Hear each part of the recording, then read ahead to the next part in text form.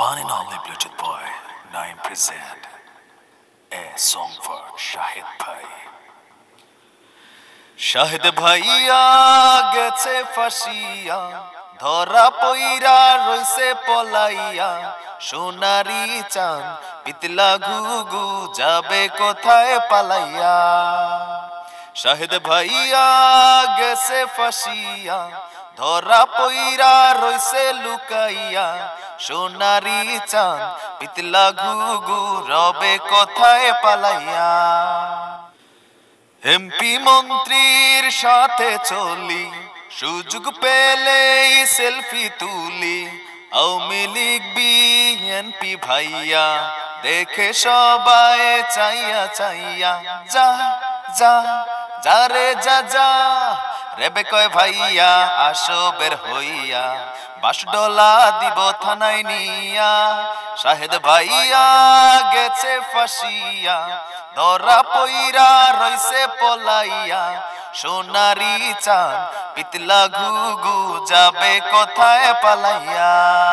কে বাঙালি এক গরিব কি হয়েছে তোমাদের? এটা একটা গান বিনোদনমূলক। বিনোদন যদি নেওয়া শেষ হয়ে থাকে, আমার পুরো ভিডিও শুনে তারপরে আমাকে দালাল চাটুকার গালাগালি যা করার করবেন। তবে যেই ক্যাপশন টাইটেল দেখেছেন সেটা আমার মুখের কোনো কথা না, আওয়ামী লীগেরই কিছু নেতা নেত্রীদের কথা, আর সেই কথার বিপরীতেই আজকে আমার অবস্থান। আমি এটার পক্ষে না। তবে সর্বপ্রথম একটা সেলফি দ্বারা আসলে একটা কর্মীর পরিচয় হয় না। ফর এক্সাম্পল, যারা বিএনপি করে না তারাও যদি তারেক জিয়া বা খালেদা জিয়ার সাথে দেখা হয়, অবশ্যই একটা মনে করলেন যে সেলফি তুলতে চাইবে, কারণ তারা জাতীয় নেতা। সাইদি সাহেব বিতর্কিত হলেও তার সাথে কেউ একটা সেলফি তুলতে চাইবে, কারণ তিনি কোরআনের খাদেম। তো এরকম একটা সেলফি থেকে প্রমাণ করা যাবে না যে আমি জামাত বা বিএনপি বা আওয়ামী লীগের কর্মী। কিন্তু আবার পারতপক্ষে যদি বিভিন্ন নেতা নেত্রী দলীয় হাইকমান্ডদের সাথে আমার কন্টিনিউ সেলফি থাকে, বা গণমাধ্যমে আমার পরিচয়টা যদি হয় নামের নিচে বিএনপি লাগাই দেয়, সেই ক্ষেত্রে বা আমি যদি বিএনপির পক্ষ নিয়ে কথা বলি, তখন আবার এইটা প্রমাণ করেও খুব কষ্টকর না যে আমি ওই দলের সাপোর্টার। প্রসঙ্গ, এই প্রাণী, আমি তাকে প্রাণীই বলবো, খাইয়া দাইয়া জলহস্তির মতন একদম রক্তচোষা, কি বলা হয়, দুর্নীতিবাজ শাহেদ, রিজেন্ট গ্রুপের চেয়ারম্যান, তার পরিচয় নিয়ে এখন শঙ্কা লাগছে। আমি দেখছি বিভিন্ন সময় আন্দোলনে মারামারি হয়ে কেউ মারা গেলে তাকে আওয়ামী লীগ বিএনপির তারা বা অন্য দলের তারা টানাটানি করে নিজ দলের কর্মী হিসাবে। আবার যখন দুর্নীতির কালো ছাওয়ায় কেউ পরে যায়, তখন আবার তার পরিচয়টা সবাই মানে কি বলা হয় যে এই যেন হাসরের মাঠের ময়দান, যেন তুমি কেউ না, নিজের পাপ তোমার নিজের। তো শাহেদ আসলে কার, এই সম্পর্কে আপনি দেখেন স্ক্রিনে আমি একটা ছবি আপনাদের দিছি। এই ছবিটা হচ্ছে গ্রামীণফোন তৃতীয় মাত্রার জিল্লুর রহমানের উপস্থিতিতে যে প্রোগ্রামটা হয়, সেইখানের কোনো একটা টক শোতে পর্ব নাম্বার আমি উল্লেখ করে দিলাম। ওই টক শোর এই পর্বে বলা হয়েছে তার নামের নিচে যে তিনি সদস্য কিসের, বাংলাদেশ আওয়ামী লীগ আন্তর্জাতিক উপকমিটির। আর এই প্রোগ্রামে তিনি আওয়ামী লীগের পক্ষ হয়েই আওয়ামী লীগকে নিজের দল হিসাবে দাবি করেই তিনি টক শো করেছেন। এখন তার এই পরিচয়টা যদি এই কমিটিটা না হয়, তাহলে জিল্লুর রহমান কেন এই নাম দিল, এটা জিল্লুর রহমানকেও জিজ্ঞাসাবাদ করা দরকার। তার মানে কি যে মিডিয়াতে যা টকশো ফকশো হয়, যাও একটু আস্থা নির্ভরশীলতা ছিল, সেইগুলাই ভুয়া, নাকি আসলে যারা বক্তব্য দিচ্ছেন তারাই ভুয়া? এখন কেন বলা হচ্ছে যে তিনি বিএনপির, এই কথাটা হচ্ছে যে এই জায়গা থেকে আসছে যে আওয়ামী লীগের যে আন্তর্জাতিক উপকমিটির সদস্য হিসাবে তিনি যেই জায়গাটাতে মানে পরিচয় দিচ্ছেন, সেই ক্ষেত্রে এই উপকমিটির চেয়ারম্যান অ্যাম্বাসেডর মোহাম্মদ জমির উদ্দিন সাহেব বলেছেন শাহেদ বর্তমান কমিটির কোনো পদে নেই। তো এখন পর্যন্ত তাদের কমিটির নাকি অনুমোদনই হয়নি, তাহলে কিভাবে বলবেন তিনি আমাদের কমিটির সদস্য? তার মানে এমন একটা কমিটি যেটার আসলে আওয়ামী লীগ থেকে এখনো অথরাইজেশনে দেওয়া হয়নি। আবার আওয়ামী লীগের আন্তর্জাতিক বিষয়ক উপসম্পাদক ও উপকমিটির সদস্য সচিব ডক্টর শাম্মী আহমেদ বলেন, আমাকে অনেকে প্রশ্ন করেছেন যে ছবি আছে, উনি আমাদের অনুষ্ঠানে গিয়েছিলেন, উনি নিজেকে আওয়ামী লীগের একজন বুদ্ধিজীবী বা ওই ধরনের হিসাবে পরিচয় দিতেন, উনি আমার বাসায়ও এসেছেন, আমাকে অনেক অনুরোধ করেছেন যে আপা আমাকে আপনার কমিটিতে রাখেন, আমি কমিটিতে রাখিনি। উনি আমার উপকমিটির কোনো সদস্য ছিলেন না, তিনি আমাদের বর্তমান কমিটিরও কোনো সদস্য নন, নতুন খসড়া কোনো কমিটি আমরা করিনি। এটা হচ্ছে তাদের বক্তব্য। আমি আসছি, তাদের বক্তব্যগুলোকে আমি রিভিউ করছি। এখন তিনি যে বিএনপি করতেন সেটা দাবি করছেন একটা সেলফির উপর ডিপেন্ড করে। আওয়ামী লীগের যুগ্ম সাধারণ সম্পাদক আফম বাহাউদ্দিন নাসিম তিনি বলেছেন শাহেদের সাথে আওয়ামী লীগের কোনো ধরনের সংশ্লিষ্টতা নেই। আওয়ামী লীগের কেন্দ্র থেকে তৃণমূল পর্যন্ত কোনো পর্যায়ের কোনো ধরনের পদবীর চিঠি তার নামে আজ পর্যন্ত ইস্যু হয়নি। শাহেদ একসময় বিএনপি করতেন। বিএনপি নেতা আব্দুল্লাহ আল নোমান নাজমুল হুদার সাথে তার খাওয়ার ছবি রয়েছে। এই ধরনের নব্য আওয়ামী লীগাররা দেশ ও দলের ক্ষতি করছে। এখন আমি জাস্ট এই কথাগুলোকে রিভিউ করছি, আমার কথা শুনে গাড়ি টালি দিয়েন। এই ধরনের বক্তব্যগুলো আসলে বিএনপি জামাত বাদই দেন, সাধারণ জনতা বাদই দেন, আমাদের মতো যারা সচেতন আওয়ামী লীগের কর্মী আছে, আমরা এই কাউন্টার প্রশ্ন রাখতে চাই যে যদি শাহেদ আসলে আওয়ামী লীগের কেউ না হয়ে থাকে তাহলে কেন তার সাথে এত সখ্যতা, আর কেন তার সাথে প্রশাসন থেকে শুরু করে পুলিশ প্রটোকল নিয়ে তার চলাফেরা, বিভিন্ন টকশো গণমাধ্যমে, ইভেন বড় বড় নেতা মন্ত্রী এমপিদের সাথে তার এই দহরম মহরম সম্পর্কের পেছনের সূত্রটা কি? এখন শাহেদের কোনো দুর্নীতির ভাগ তো কেউ নিবেন না, সেটা আমরা জানি, কিন্তু তার সাথে এত সেলফি তোলার আন্তরিকতার ঘনিষ্ঠ আমরাও আছি। বিভিন্ন প্রোগ্রামে গিয়া দূরের থেকে নেতা বসে রয়েছে, আমরা একটা সেলফি তুলি, এগুলা হচ্ছে এক ধরনের সেলফি। কিন্তু একই নেতার সাথে বেশ কয়েকটা সেলফি যখন প্রকাশ হয় তখন বুঝতে হবে যে ওই দলের সাথে সে দলের কর্মী হোক না হোক, তার বর্তমানে যে কালো টাকা সেটার একটা সুবিধা আওয়ামী লীগও ভোগ করেছে নিশ্চয়ই।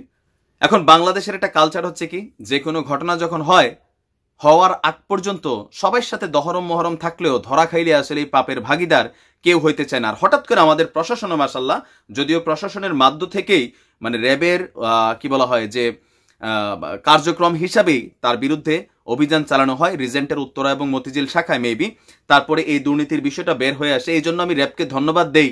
বাট আরেকটা অংশ হচ্ছে আমাদের আইন প্রশাসন শৃঙ্খলা যাদের দায়িত্বে আছে তাদের আরো আগে থেকে তার এইসব এই যে বিষয় একের পর এক এখন বেরিয়ে আসছে, সে গ্রামীণফোন তৃতীয় মাত্রায় গিয়া দুর্নীতির বিরুদ্ধে কথা বলে, কেসিনের বিরুদ্ধে কথা বলে, কিন্তু নিজের ঘাড়েই যে হাজার হাজার পাপ সে জমাই রাখছে দুর্নীতির কালো থাবা, এটা সম্পর্কে তার বক্তব্য শুনে বোঝার উপায় নাই। আইন শৃঙ্খলা বাহিনী আমাদের যথেষ্ট অ্যাক্টিভ, তো অ্যাক্টিভনেসটা ধরার আগে থেকেও আরেকটু নজরে রাখা উচিত যে একটা লোকের বিরুদ্ধে এত শত কোটি টাকার মামলা, এতগুলা প্রতারণার মামলা, এতগুলা ধান্দাবাজির মামলা, সে আসলে কিভাবে প্রশাসনের নাকের ডগায় বসে একটা সরকার দলীয় ক্ষমতাসীন দলের নেতা এমপিদের সাথে এতটা ভিড়ার সুযোগ পায়।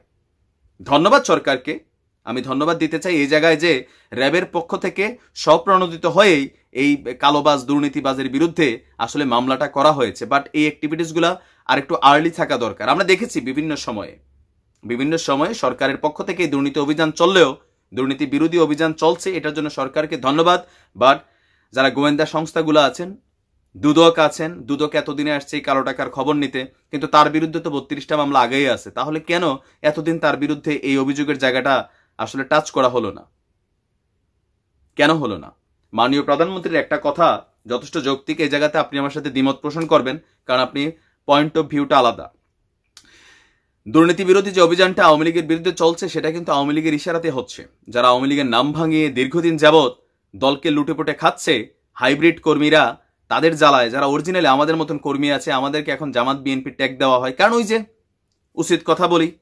উচিত কথা বলার কারণে মাননীয় প্রধানমন্ত্রীর এই বক্তব্য সঠিক যে চোর ধরাইয়া নিজেরাই চোর হই।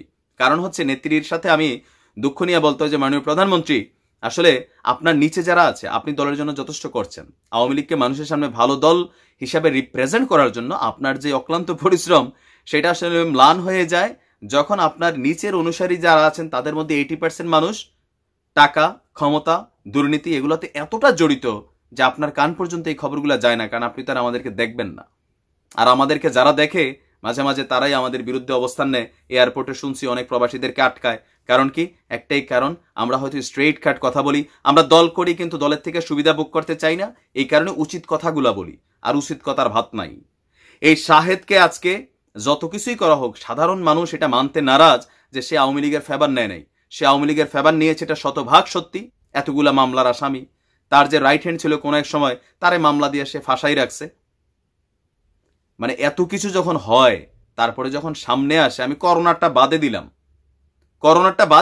আপনি দেখেন যে এর বাইরে যে সিন্ডিকেটটা, এগুলোর বিরুদ্ধে আসলে যখন থলের বিড়াল বের হয়, কখনো সে আওয়ামী লীগের, কখনো সে বিএনপির, এই ধরনের ধাক্কাধাক্কি কইরা দুর্নীতিবাজদের বিরুদ্ধে আসলে অবস্থান নেওয়া উচিত না। বরঞ্চ কাদের মাধ্যমে শাহেদরা আওয়ামী লীগের ভিতরে ঢুকার সুযোগটা পাইছে, কেউ না কেউ তো আছে। প্রধানমন্ত্রীর সাথে আমার একজন নিয়ে হয়তো মিটিং করাচ্ছে, একটা মিডিয়া তো আছে। এই মিডিয়াটা কারা? এই সেই মিডিয়া যাদের মাধ্যমে তারা আওয়ামী লীগের দলে ভিড়ার সুযোগ পায়, পার্টি অফিস থেকে শুরু করে বড় বড় নেতা নেত্রীদের বাসায় যাওয়ার সুযোগ পায়। এখন আপনারা দায় দ্বারা বক্তব্য দিলে সেটা তো আমরা মানব না।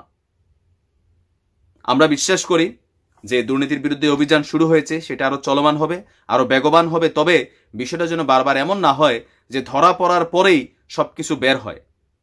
আগে থেকে সরকারের উচিত যারা আওয়ামী লীগের নাম ব্যবহার করে, ট্যাগ ব্যবহার করে দলকে সাধারণ মানুষের কাছে দুর্নীতিবাজ দল হিসাবে পরিচিত করছে, এরকম শাহেদ পাপিয়া হাজারো এক্সাম্পল আছে।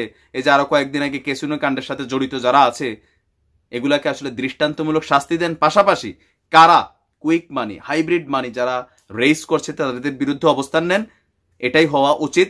আর আমি ধন্যবাদ দিতে চাই মাননীয় প্রধানমন্ত্রীকে যে ঘরের ভিতরে যে চোরগুলো আছে এগুলার নেত্রী, আপনি এগুলোর বিরুদ্ধে খুবই স্ট্রংলি অবস্থান নেন, তাহলে সাধারণ মানুষের কাছে আওয়ামী লীগের একটা পরিচ্ছন্ন ইমেজ ক্লিয়ার হবে, মানে ক্রিয়েট হবে।